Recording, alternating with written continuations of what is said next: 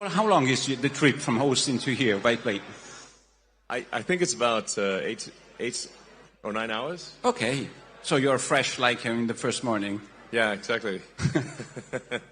So first question is about demography, and I spoke with you in the past about that, and I think it's very important for you, and you pointed on that a lot of your discussion and your purpose, is it?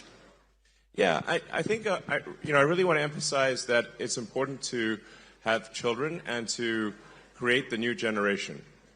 And as simple as it sounds, if people do not have children, there is no new generation. So I very, very much strongly recommend that, I'm very much in favor of humanity expanding and creating a bright and exciting future for the world. And, but fundamental to the furtherance of human civilization is having humans. As simple and basic as that sounds, every year I look at the birth rates, and I'm like, it's kind of a bit depressing because birth rates seem to decline every year, and I think that perhaps my biggest advice to leaders, to government leaders, and to the people in general would be to make sure to have children to create the new generation.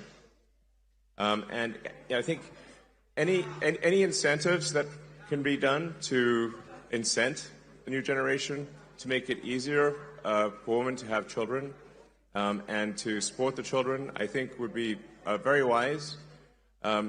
This is so fundamental, and I really can't emphasize that enough. If you don't have a new generation, there is no new generation. Or with current birth rates, I think it may be the generations birth rate is maybe half of the replacement rate. And what that means is in 3 generations, the population will be roughly 1/10 of its current size. In 3 generations, maybe 4 generations, the population will be 1/10 of its current size.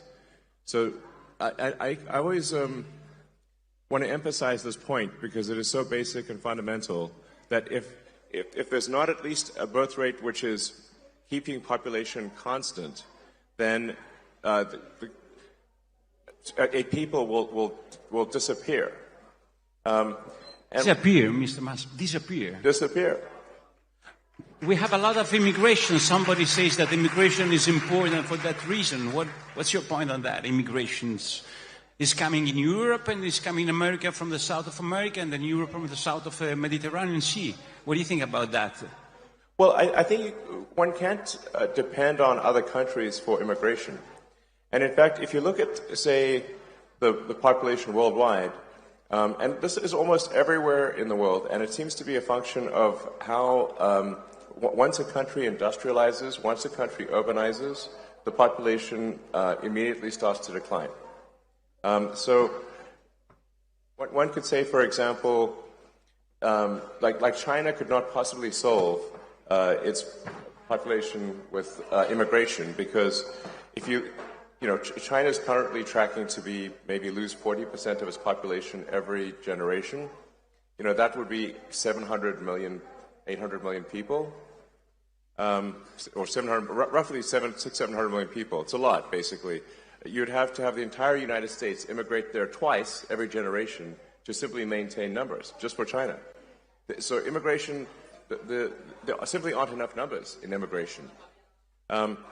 And I think there is value to a culture, and we don't want cultures. We don't want Japan to disappear. We don't want Italy as a culture to disappear. We don't want France as a culture to disappear. I think we have to maintain the sort of reasonable cultural identity of the various countries, or they simply will not be those countries. Italy is the people of Italy. The buildings are there, but really, what is Italy? Italy is the people of Italy. Yeah.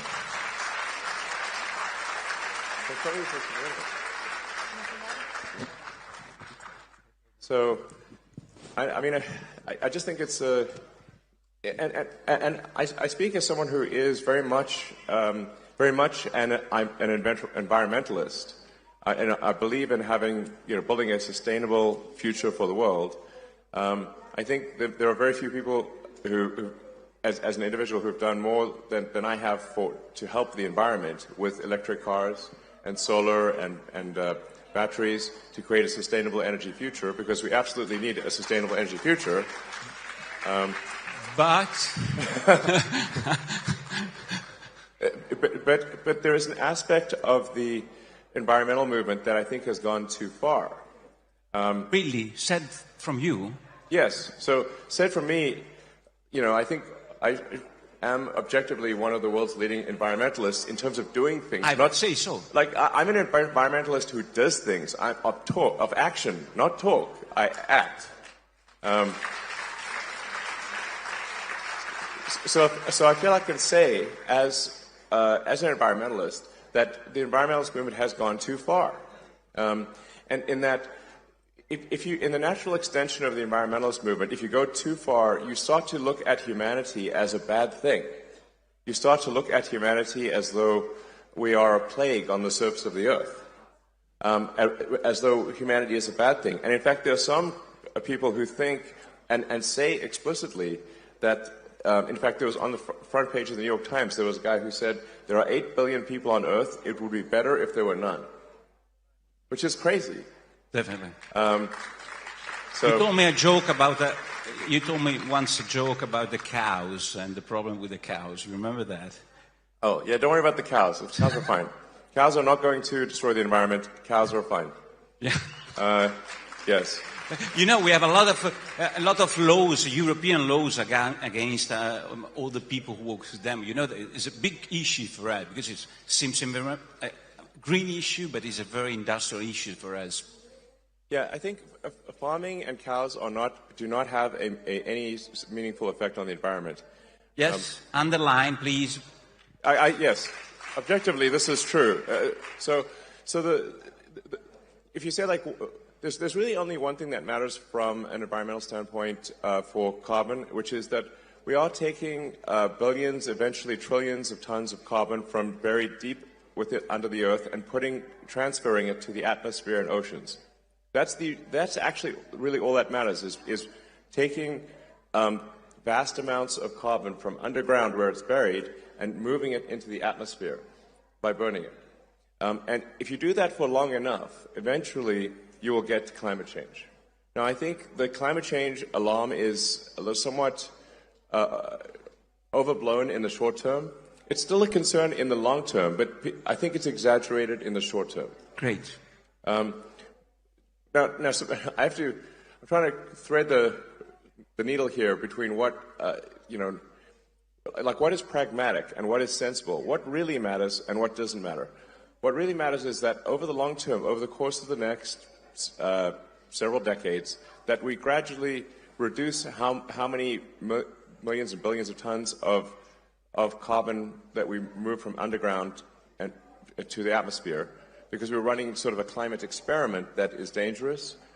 But I also don't think that I think of it as a fundamental civilizational risk.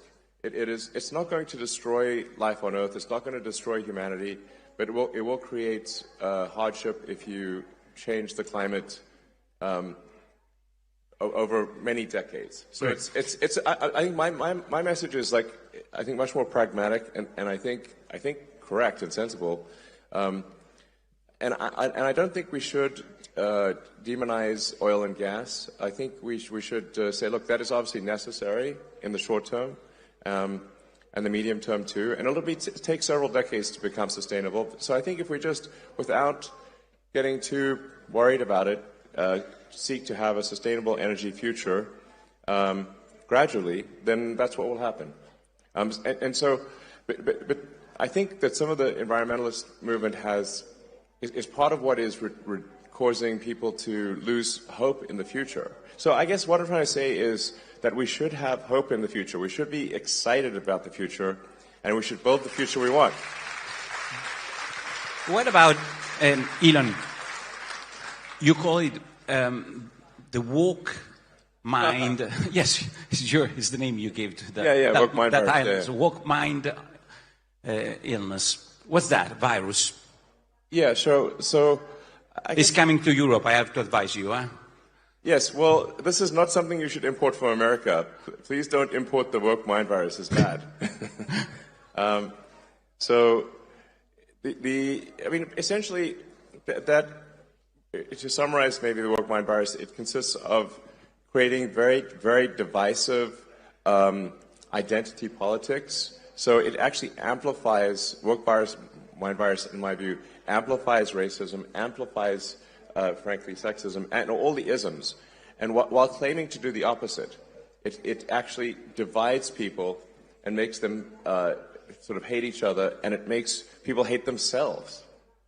And it's also anti-meritocratic. It's not like, it's not merit-based. So you want to have people succeed based on how hard they work and the talents, not who they are, whether they're man, woman, what race or gender. That stuff is all creating. It's an artificial, mental civil war that is created, and it's not. And let me tell you, it's no fun. Okay, no fun. It is like woke mind virus and fun are incompatible. There's no fun in that. No joy. Woke mind virus is all about condemning people instead of celebrating people. Like when in the woke, it just doesn't celebrate. It's all about condemning and being divisive and being I think it's just evil, frankly. Really? Yeah. Yeah, it's bad. So bad. Yeah. But you get a lot of problems saying so on your social in X, or have this point of view. You were a good friend of Obama administration, and now they don't really like you so much for this kind of speech you do in public, or not? I don't know. I'm very pro-human. I'm very pro-civilization. I'm in favor of humanity. And our collective consciousness expanding on Earth and going beyond Earth, being a multi-planet species, a spacefaring civilization, and being out there among the stars and finding out the nature of the universe.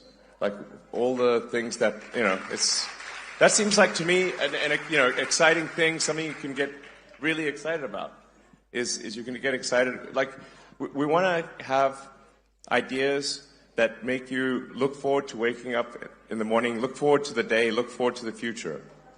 And, so you have to say, what excites you about the future?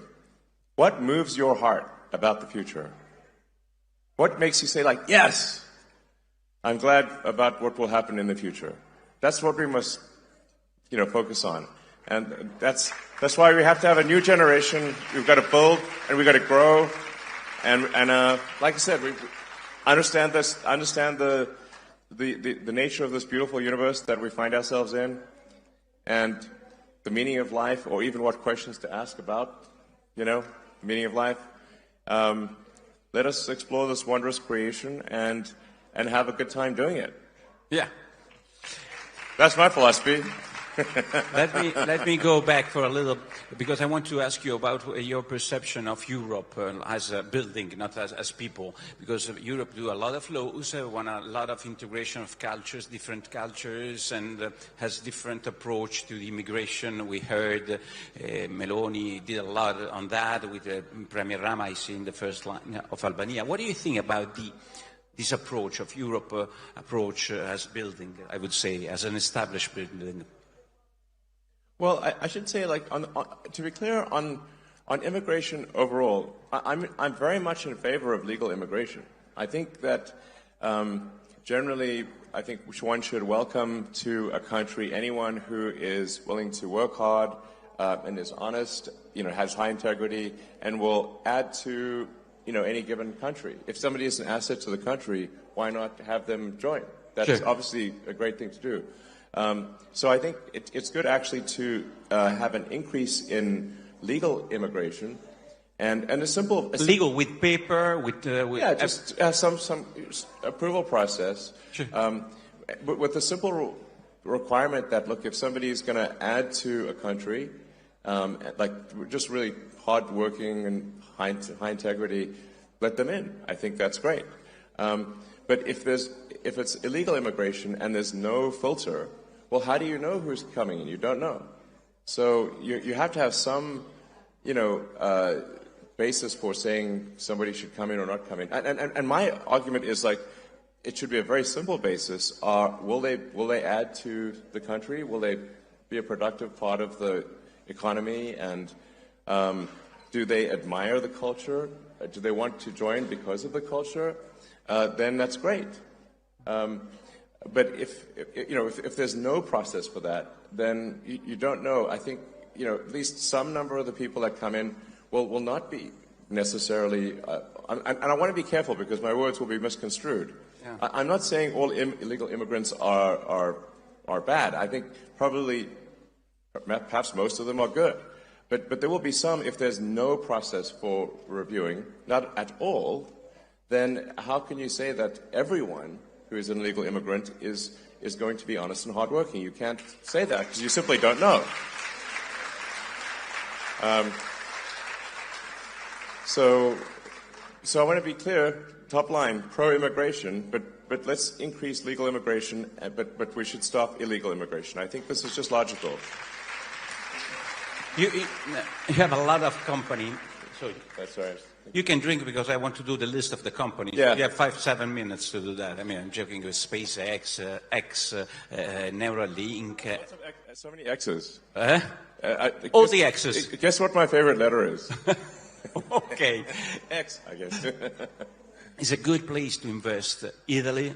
It's a good place to invest some of, not your money, but some investment from your company, of the American companies, of the, I would say, competitive companies in this place. What's your opinion?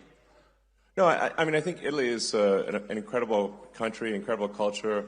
I love visiting. I love the Italian people. I think you guys are amazing. It's like, so, Italia. So I want personally I want the prosperity of Italy, and I want the prosperity of every country. I want the prosperity of humanity as a whole, and like I said, I want us to have an exciting future where we're fired up about what's going to happen and really excited. So I think Italy is a great place to invest. It's a great great country. But I do want to emphasize that I do worry about the low birth rate. And if a company is to invest in Italy, they're like, well, you have to say, like, will there be enough people to work there? It's a simple question. If the workforce is declining, then who will work at the company? It's simple. If there's no people, there's no people to work. Yeah, but in 50 years, 60. No, but I think it's even sooner than that, though. You're so worried about that. Is the problem? I feel like a total Cassandra here, because I seem to be worried about it much more than other people. But there just needs to be people. If you don't make a new generation of people, there is no new generation of people. So that's it. I know I'm being repetitive here, but I'm just trying to state facts, So so it's a good place to invest. I agree. It's a good place to invest, and a wonderful country. So. Please make more Italians, is what I'm saying. You said once that the internet is the system, is the I write down your word, the nervous system of humanity. What's it? The internet, yes. You said once to me. And what's a long time ago, actually. Artificial intelligence for you? Sorry? Artificial intelligence. If that is the nervous system, artificial intelligence, I mean, use another metaphor. You asked me what do I think of artificial intelligence? Obviously. Well, you can think of artificial intelligence as this is perhaps the biggest inflection point in intelligence since Homo sapiens.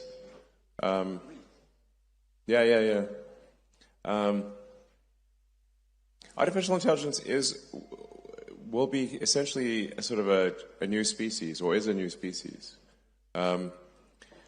So I think one of the biggest challenges, if I look at, say, civilizational risk, the risk to the future of humanity, birth rate is one of them. If we just don't have kids and dwindle away, that's one which I've talked a lot about. The other is, there's always like potentially nuclear war, of course, that kind of thing. Then AI is also an existential risk, and we need to be. I think we need to be careful with the advent of AI. But it is very much very much a double-edged sword. You can think of AI as kind of like the magic genie, that like digital superintelligence will be capable of doing anything. Anything. Pretty much anything. But he doesn't have any consciousness. I'm wondering about that. I mean, there is a whole question of like, what is consciousness? In fact, so here's like I've thought a lot about what is consciousness and where does consciousness arise. To say like, because I think in terms of physics, and at least if physics is true, then we go from a start of the universe where things are almost entirely hydrogen, and then if you leave the hydrogen out long enough, eventually it coalesces into stars, and then those stars explode, and then they recondense, and like most of the mass in your body was once at the center of a star, which is kind of wild, billions of years ago. And so where along the lines of hydrogen to human does consciousness arise? You get very serious when you speak about that, huh? Yeah, no, it's a real question. If you leave hydrogen out in the sun long enough, it starts talking to itself. Here we are, hydrogen talking to itself. How to deal with that? So, if it is so important, how to deal? I mean, laws, personal behavior. How to deal with that artificial intelligence? This is a process. I mean, I think we need to keep a close eye on artificial intelligence. I'm in favor of some regulatory insight, just so that someone can at least be a referee. Like if you think of any game, like there's always a referee for a game. For industries that affect the good of the people, there are regulatory agencies that oversee those industries. Anything that's dangerous is overseen by some kind of referee or regulator. I think we should have the same thing for AI, just to help ensure that it is beneficial. The good part of AI is that we are headed for a future of abundance. So AI and robotics will mean that there are no shortage of goods and services. There will be goods and services. If you can think of it, you can have it, basically. So this is quite profound. Like I said, it's the magic genie. AI and robotics will get you anything you want. Now, usually in these sort of fairy tales about magic genies, it doesn't turn out so well. You have to be careful what you wish for, even if what you wish for are wishes. So it's just something we should be cautious about. Okay. On the plus side, it will bring many benefits. Like I said, it will usher in an age of abundance. So the positive scenario of AI is that there's an age of abundance, and there's no shortage of goods and services. That any scarcity that exists will be only because we define it to be scarce. So, and it does seem to be somewhat of an inevitable thing, AI. So, there's that supposedly that Chinese saying about may you live in interesting times. Well, I think we currently live in the most interesting of times in all of history, right now. So anyway, so my recommendation on AI is I think we want some kind of regulatory oversight just to make sure that it's beneficial AI. Great. Yeah. We hope so. And what about the governments? Like, they are elected by people, like Meloni and this government and the other government. They have any risks, or what do you think about these challenge for the executive of the nations about all this new process? Sorry, I'm not sure I understand the question. What's the risk for the government of this artificial intelligence? Are there any risks? That democracy is finished? Well, I think there's certainly risk of artificial intelligence affecting voting opinion, I suppose, and manipulating public opinion. So I think there's some risk of, AI manipulating the public. I think there's some risk of that. Okay. But I think, like I said, 80% probable that AI is beneficial, 20% harmful, something like that. I'm always worried because, we have a new government, it's 2 years, this government, almost 2 years. And we have a Europe, for us, is our artificial intelligence. It seems like artificial intelligence, but it's not very intelligent sometimes, Europe. And so I'm wondering, what do you think about the government and about Europe? For us, it's so important, the relation. I understand artificial intelligence in the future, but in the present, we have laws, constraints that comes from Europe. What do you think about that, if you have any opinion on that? What do you think about Italian government, which is trying to have a position, I would say a position, Meloni? I don't know if there's more than a position. You want me to be more tough than a position? It's okay. What do you think? It's good to have a position in Europe, to be, I would say, different from main course of European politics. Do you mean like country decisions versus EU decisions, or? Decision about green, about the politics, immigration? Oh. There's a separate question of, I think regulations in Europe, there are too many regulations. In general, I'm not speaking about a specific case of AI. I think one could look at this as overall a fundamental function of a stable civilization. The longer that any given civilization is stable and does not have a big war, the more rules and regulations will accumulate over time. So rules, regulations, laws, they are immortal. They never die. But people die. So if every year more and more rules, regulations, and laws are added, you will eventually make everything illegal. And you can think of it sort of like Gulliver's Travels, where Gulliver, if the nation is Gulliver, is being tied down by one little regulatory string at a time. And eventually you have millions of strings, and then the giant can't move. And so I think there needs to be something where we delete rules, regulations, and laws, because if all we do is add them, eventually we will be able to do nothing. Okay.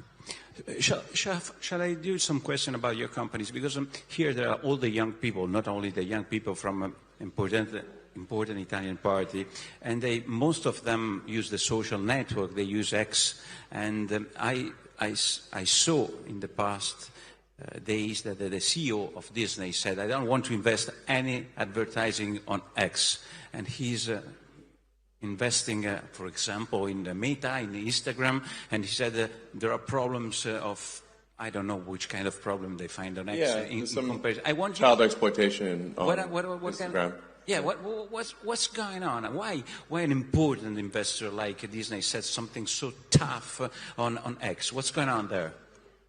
Well, I think first of all, I think X will be fine, and we are actually already seeing advertisers return to X.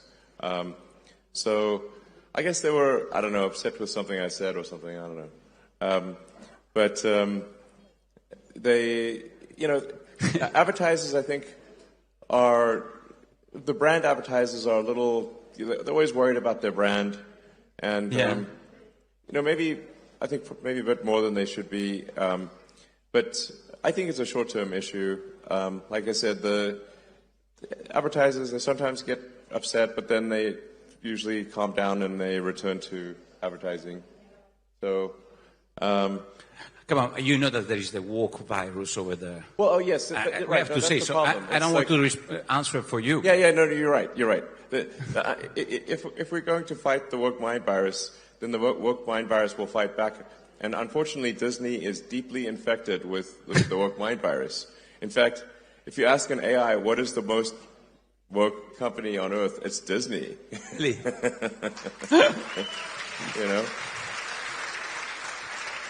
But and you have to say, I think they should be asking themselves, what would Walt Disney think of Disney today? I think he's turning in his grave. I think he's not happy. Sure. If the namesake of the company is not happy, that's probably a bad sign, Because Walt Disney, what did he care about? He cared about bringing joy to people's lives. He making wonderful things that children and families could enjoy. He created some of the coolest, art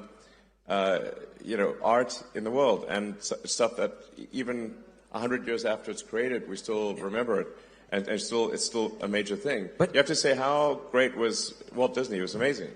But now, Disney, at least for now, is deeply infected with the woke mind virus. I think that will, that will change over time. I hope so. You're right that the European Commission, they're not investing on X. You know that. Maybe they got the woke mind virus too. Yeah. You don't care. I think so, And it's like, why are they importing this crazy thing from America? It's like, it's just some thing that was created basically by sort of far left crazy people in U.S. colleges, and now it's spreading all over the world. And it's like, like the thing is, the woke mind virus, it's not a message of joy, it's a message of division. Sure. It's not a message of love, it's a message of hate. And I was like, and so I'm like, let's, I don't know, I'm in favor of let's have a future that's got more love, more and let us build a fun, exciting future.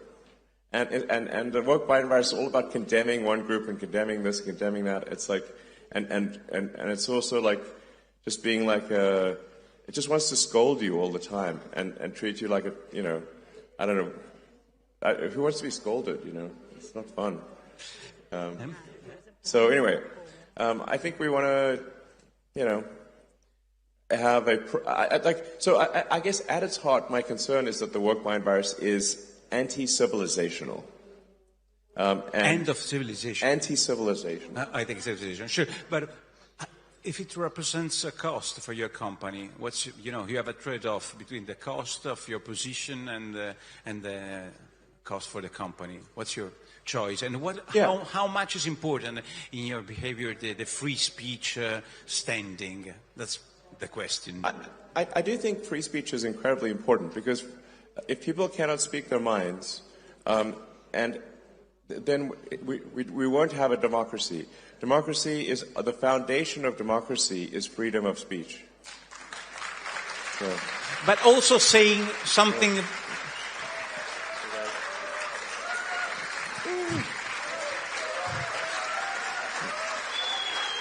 So Andrea Stroppa is He's laughing at that because he knows that it's so important for you. But tell me more about the free speech, because here is very important. A person here couldn't speak for a lot of people because they were considered mavericks and worse than that. Free speech for everybody is important, not just for the person who say the right things. It's correct. Exactly. No, exactly. Free speech means that free speech is only relevant. Free speech is only meaningful if you allow people you don't like to say things you don't like. So that's how you know it's working. That's how you know it's working. Because once you start to censor people you don't like saying things you don't like, it's only a matter of time before that censorship turns on you. Eventually, you live by the sword, die by the sword. Live by censorship, die by censorship. Giovanni, ho ancora 5 minuti? Come funziona? No. 2 minuti. Vabbè, allora abbiamo 2 minuti. Ragazzi, qua Che cosa? Tutti fategli un applauso a Elon. Dai, facciamogli altri paio di minuti,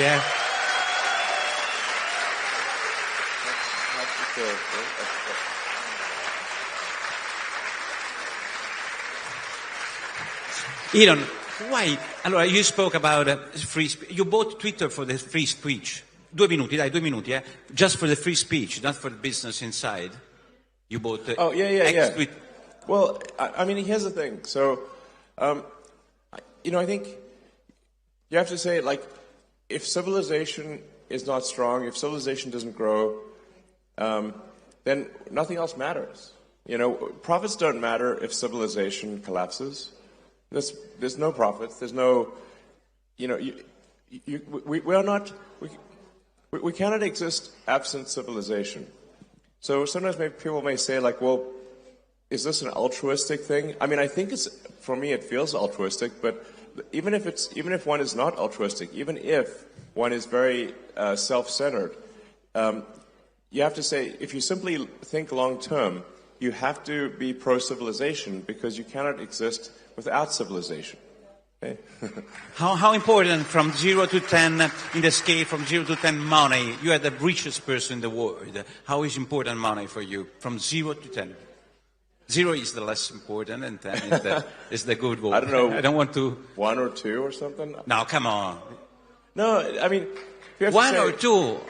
Just 1 or 2. Well, if you say, like... The reason I guess I have what so-called wealth, or it's really just shares in the company, is that I've created these companies. In these companies like SpaceX and Tesla is 140,000 jobs direct worldwide, and 5 times that number, maybe almost 1 million jobs when you look at the whole supply chain is what Tesla's created. And then SpaceX is about 15,000 people, and also, like maybe for total supply chain, 50,000 people. So, I mean, I've basically, with the help of many talented people, built these companies, and then the so-called these wealth statistics simply add up what the ownership is in the companies and say, okay, this is a certain amount of money. But I don't actually have that in money. I have it in stock. It's just that the companies have succeeded. But how was the last launch of the SpaceX? Tell me something. Last question, please, Giovanni. The last launch. I see Mauro there sitting on the floor. Why are you sitting on the floor? Are you worried about the highness? Hey, Mauro. How was the last launch? Was you were optimist about your SpaceX, the big? Yeah. So, well, Starship. So the exciting thing about Starship is that it's the first rocket design that could make life multiplanetary, that could enable a self-sustaining base on the moon and a city on Mars. Because it's not just a very large vehicle, but it is designed for full and rapid reusability. So that would lower the cost of access to space by, I don't know, maybe 100 or more. And so, basically, it's the first rocket that is capable of building a base on Mars and a base on the moon. Yes, that's it. Yeah.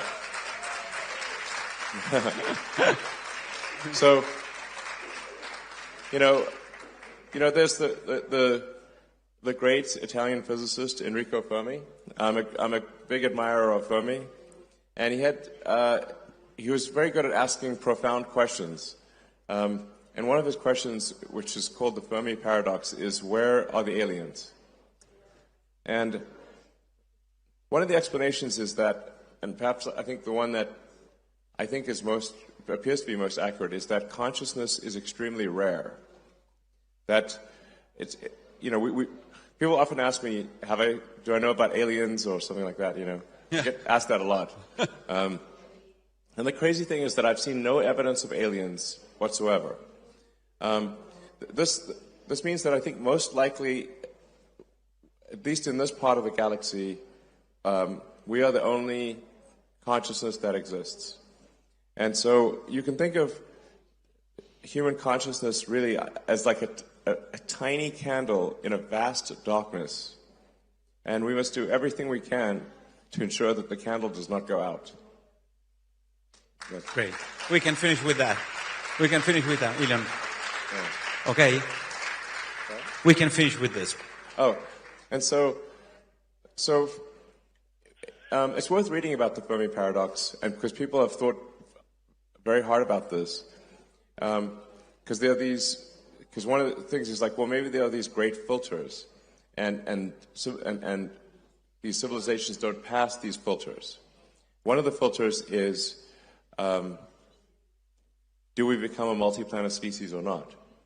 If we do not become a multi-planet species, then eventually, at some point, something will happen to the planet. Either it will be man-made, or it will be something natural, like a meteor, like whatever killed the dinosaurs, for example. So, and then eventually the sun will actually expand and will destroy all life on Earth. So if one cares about life on Earth at all, we should care about becoming a multi-planet species and eventually going out there and becoming a multi-stellar species and having many star systems. We want the exciting parts of science fiction to not be fiction forever. We want to make them real. And, yeah. Great. So. Thank you very much, Elon.